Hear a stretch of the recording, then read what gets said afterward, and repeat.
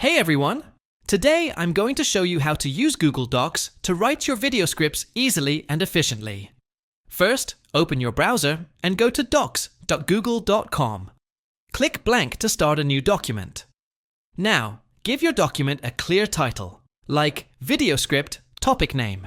Start by outlining your script with headings. For example, Intro, Main Points, and Outro.